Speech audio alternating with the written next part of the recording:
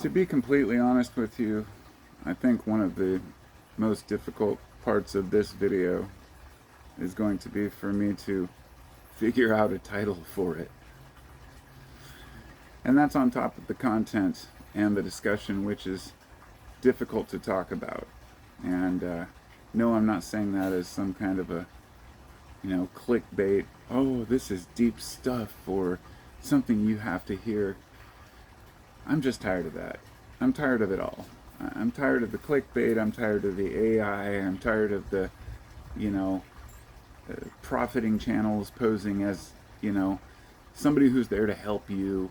All they want to do is, tell you how to deal with your mental health, and then they spend half the video on a BetterHelp ad and sponsorship. It's just, the whole thing's just a fucking joke to me. The whole way that the internet has just become a giant advertisement and a cesspool of communication in a world where the internet is the only method we use to communicate anymore. And when I say internet, I guess I should just say electronic communication in general.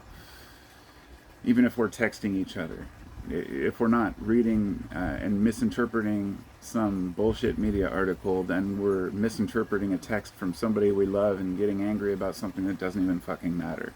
And yes, I'm a little agitated on this topic, but it's because of my own personal life as well, in the way that I feel about, not my personal life so much as when things are intense in our lives, then that's reflected upon our society. When things are intense in society, that's reflected upon our lives. And it's a feedback loop that we continuously grow more and more agitated as a collective. And that's where we're at right now. I generally try to keep my topics positive and talk about things that I think are beneficial, even though sometimes I'll slip in a couple of videos where I might, voice my disdain on, politics or war. There's part of me that says, if I have any audience whatsoever, I'm responsible to talk about things in the world that are of major concern. And then part of me says, no, you're not. There are plenty of YouTubers out there who just stick to their topic, and that's that. They don't get into politics. They don't, and that's why generally over the last week I've probably recorded 5 videos that I've just kind of just deleted or never uploaded, and or uploaded and didn't make public, realizing the next day, because I usually give myself at least a 12-hour window to think, do I want to really share this? It's everything. It's so scattered. It's everything from what's going on over in Gaza, which is really bothers me a lot. And what bothers me the most isn't that, what bothers me the most is innocent dying people. That's obvious. But really the way that the whataboutisms people make. They'll say things like, nobody's talking about Syria, or, oh, nobody's talking about what's going on in Myanmar. It's like, yes, people are, but this is different. This is a Western power that has supplied weapons by my country, and that's why people are speaking up. It's ludicrous that we're living in a time now where we still think that even a show of power, like this weekend, it's going to be a military parade. A lot of people think this is great for America. It's the anniversary. Fine. Everybody has their opinions on these things and what they think is important. But all these little issues and the big issues combined, what's going on in LA, what's going on around my country, but also what's going on in the world, in Ukraine and elsewhere, it's a big fucking shit show. And that all of those issues, they affect us, whether we let them or not. I know a lot of people say, hey, oh, it's first world problems. You live in America. You guys don't have to worry about that. You've never been invaded. Well, not yet. But this is all true. But it's only because people have that leisure and that knowledge and access to free speech that we feel obligated to speak for those who can't. So I thought a great example, before I came out here, I was watching a video. It was actually about Linkin Park, which is a band that I'd never even listened to. In fact, I grew up as Gen X. We made fun of Linkin Park. I'll be honest. But apparently they were, a very well-loved band because of their discussions about mental health, something I wasn't aware of, and I give them more props for that. And that's what I understand about various alternative bands that talk to the youth about, hey, it's okay to be confused, it's okay to not know what's going on, life is complicated, let's figure this shit out together. And that's what music does, it brings people together. But anyway, they got a new lead singer who was a female, and apparently she was a Scientologist. And this video was about whether or not she should be, considering Scientology completely hates psychology, and should she be a singer in this band that dealt with mental health. And came to the conclusion he did that, yes, because she left the church, her mom was a member. In other words, she grew up in the church, and she was brainwashed from a young age, and finally broke free.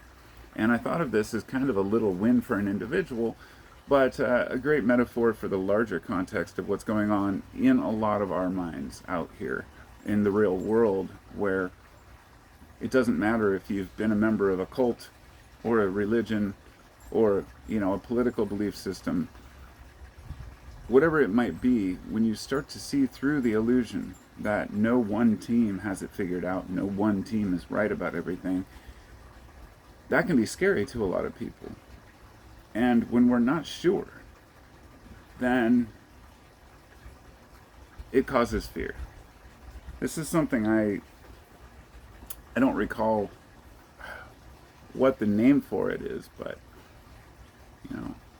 there was a word for it when, the way that people want a surety, and they would rather have somebody lie to them and tell them something is going to work out in their favor than they would to admit that maybe we just don't know. You can imagine if every president came out and said, we don't know.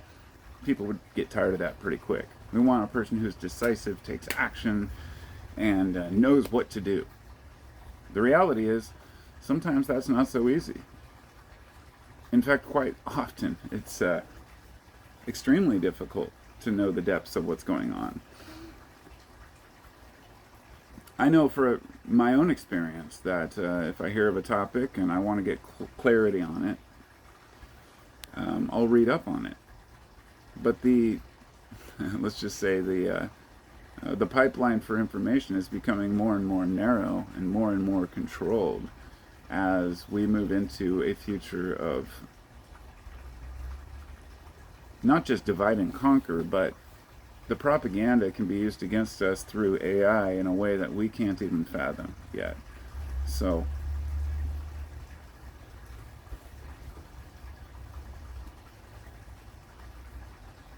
all these different topics, like AI, cults, politics, anytime you talk about any topic that people have a problem with or an issue or concern about, there will always be an equal rebuttal to that from a group who completely supports this. It doesn't matter if it's a religion, if it's a political view, or even AI. There are plenty of staunch defenders of all these things. But we get down to the point, I guess, that I wanted to make is whether or not these things even matter to us. I don't want to wander too far from the original premise, which was, should I give a shit? We're constantly immersed in all these things, but we can choose to turn off our phones. We can choose to disengage, disentangle. And I'm going to go into this quite a bit in a podcast I'm doing later, which I actually have a script written out for the first time in quite a while. I thought, I want to make sure that I get this right. But it starts out with the discussion about where we're at, as a society, and why we believe stupid shit, and why my country is becoming dumber by the year, why we're allowing ourselves to decline in the standards of education, but also in inquisitiveness and awareness. And it's not completely our fault. We've been given very few options at this point. So anyway, when shit's in turmoil around us, we tend to have turmoil within, even if we try to ignore it. And for me, it's been a battle of whether or not I should even step up and speak out on any issues whatsoever. So every single time something happens in the world or in my nation, I want to talk about it. But I don't, because usually I figure, well, it'll pass. There's a shelf life of knowledge and information. A few years back, many years back, I told myself, I want to make sure that at least a majority of the videos I make on YouTube could be watched a year from now or 2 years from now and still be relevant. And that's maybe arrogant to think that, anything I say is going to be relevant, but I'm talking about ageless wisdom or ideas or knowledge, things that we can apply to every generation, not just like, what's the soundbite of what Trump said today, or Biden did this, and, North Korea and China and Iran. I mean, shit's always happening in the world, and there are plenty of pundits out there that want to talk about it every day. It must be fucking exhausting, I'll say, to be one of those guys who actually gets up every day and has to do research on politics. But to me, I don't know, I've watched a lot of, it's getting harder and harder to find good topics, good videos on YouTube, but once in a while you do, and I found a good channel from a guy who just talks to the camera like I do. It's getting harder to find people like that. And he's a pretty deep thinker, but he has a completely different view of life. He's kind of a nihilist in the way that he doesn't believe in any higher power, that we're just kind of here and that's it on this ball in space. But other than that, he shares many of the same views as I do about making the most of it, doing what we can while we're here. I'll try to remember the name of the channel, but yeah, it's there was a point to that, but anyway, he said something that resonated with me. But it was he was talking about how we always feel pressured because he apparently, I don't know if he does graphic design, art, or something related to using the internet for his work. I'm a carpenter. I go to work when I work, so I have a physical job that I don't have to worry about AI taking. But in his life, AI was a huge issue, and this is a future topic I'm going to be discussing eventually. It's been on my mind a lot lately with the whole Palantir thing and everything. But that he's like, one of the hardest things, he's like, and I hear this a lot. They're like, you wake up and what's the first thing you do? And I always know what they're going to say. He's like, you reach over and you grab your phone and you scroll and you check all your notifications and messages. And I was like, no, I do not do that. I don't, because I've made a purposeful effort not to pick up my phone for at least 15 minutes. I have to have my coffee in hand. And once I do, I can look at my YouTube and my comments here and maybe scroll some headlines, but I don't any longer have anything like Facebook or Instagram. I mean, I have an Instagram and a Twitter account and all that I just lost my password to and never cared to get back into. Have I missed it at all? No, not a single bit. There's only been one time in the past 5 years that I've missed having Facebook, and that's when I needed tickets to an event that I could only get through a Facebook group, and I wouldn't even sign up for it for that. So I just, I don't need more distractions. And I'm not saying I'm holier than thou. I have my own addictions, my own compulsions. We all do. We've all got things that distract us from getting shit done and, being productive in life. But that brings me into this whole other productivity bullshit, rise and grind mindset. Why we got here in the first place in the West, that we're laughing at people who want better wages or a guaranteed minimum wage or to be able to even keep up with inflation. They laugh at people who want like a 35-hour work week instead of a 40 so they can spend more time with their family. They laugh at people who want to take time off to raise their kids. You've got these, usually these hardcore, right-wing, suit-wearing podcasters. There's one like this guy, Patrick Bet-David. He's the perfect example of this garbage mindset. This idea that everybody else just needs to work hard. Here's how to do it.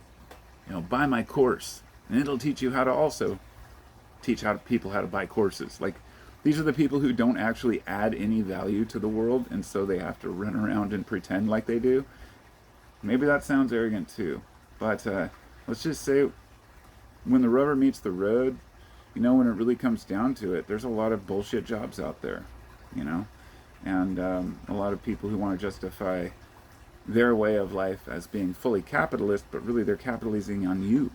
You, the individual who's dumb enough to buy their courses because we're not educated enough to see through people's bullshit. And the cycle continues. I'm sorry to get negative on it, but there's a lot to be said about people being willfully stupid. I can't tell you how many discussions I've had with folks where I'll say, well, this actually is this way. And they'll say, no, it's this way. And so I'll give them evidence and it's crickets. Or somebody wants to use, a news headline from some biased news source without actually the context to define their position. We all do it. I'm guilty of it too. I hear something and I think, is that true? Holy shit. But I'm as cautious as I possibly can about making assumptions. But here's the key. Here's the catch before I go. To make the point, what is the solution to all the bullshit we're fed daily and all the bullshit we have to sort through and not know what's true and what's not? It's confusing. It's exhausting. I would say step back from it all. Don't worry about the individual stories about people or politicians. Look at the big picture of what's going on behind the scenes. Follow the money. Follow the death. Who's dying for whose profits? And, the land grabs, the wealth distributions and transfer to people who have plenty already. I think if folks could just really visualize and look at the chart, I think the best, example I've ever seen was a guy using a grain of rice to show the average person's income and then comparing it to your average millionaire and billionaire and how much that's changed over the years. And it's pretty easy to find. I don't know who did it. I'm sure plenty of people have. But until people see what a visual representation of the wealth distribution is, it's hard for them to grasp that we've been more and more robbed over the last 20 years and that people should not stand for it. But what do you do when everybody else is too unaware to realize that since, Jekyll Island and 8 bankers decided to run the country and to dominate world markets, we've just basically all been peons. And here we are, fighting about what religion is right, what political view is right, when none of them have really followed through on the promises of a better life for Americans. We've done that for ourselves. And all the improvements that have been done to this country have been done by the demands of the people. So I love my country, but it's the people. I'm not a nationalist. I'm not a patriot in the sense that I just support mindless bullshit my country does. I support the people of this country to make it a better place, and that includes me. And a lot of us are sick of the crap. We don't, feel represented by the shit our government does. And I'm sure a lot of you around the world feel the same way, although most of my subscribers are probably in the U.S. So anyway, if any of you are outside the U.S., my apologies for the current administration and prior administrations as well. We're all just trying to live and do our thing. And life is complicated enough without all the shit we have to endure every day. So minimize your intake of media, minimize your intake of opinions and ideals. If you get in a debate, just walk away from it. It's not worth it most of the time because there's nothing to be gained. I know what feels right in my heart. I'm a humanist first. So, it's hard for me to explain my position sometimes about complex topics. Maybe I'll write a book one day. Peace and love. I'll see y'all next time. Be well and take care of each other. And don't forget, your opinion does matter. And if you do live in America, you do have free speech for a while. And, there are places where if you even criticize Israel, you'll get imprisoned, mainly in Israel. But, we live in a strange time. As we always have. Peace and love.